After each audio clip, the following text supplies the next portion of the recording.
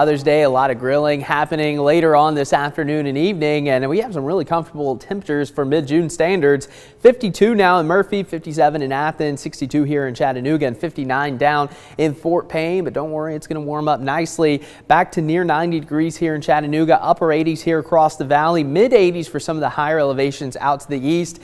Overall, going to be a nice day, a little humid, also a little hazy. We're still dealing with some of that pesky Canadian wildfire smoke coming in from the north. Now, some of the models have it clearing up a little bit later on, so certainly good news. But our air quality index now right in the moderate zone, so that could cause some problems for those unusually sensitive groups. So if you have asthma, you may just want to limit your time outdoors, especially early on today. Code orange in effect for Cherokee County.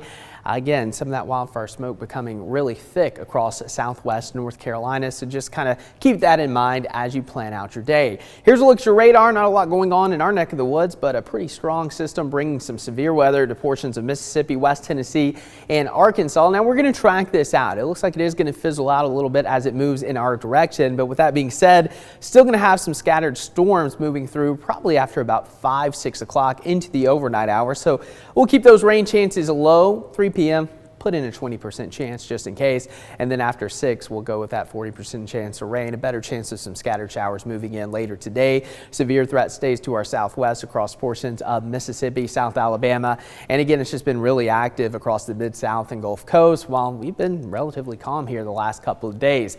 Taking a look at your futurecast, however, by about 5-6 o'clock you can see a couple of those showers rolling through, and then overnight we're going to have a couple of waves of rain and potentially a few thunderstorms moving through. That trend will continue into your Monday morning, and by the early afternoon and evening there could be a little bit of a lull in the activity, and then additional showers will come in as we move into the overnight hours. Slim chance of a strong storm as we move into your Monday. Again, gusty winds, small hail possible.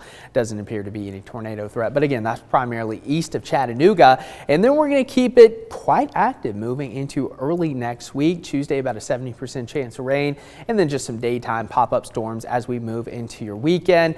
Localized heavy rain possible tonight, especially across Middle Tennessee, North Alabama, and of course the Tennessee Valley. Pretty low in threat, but if we get some of those storms kind of training over the same areas, we could have some of that localized flooding, especially in the low-lying areas.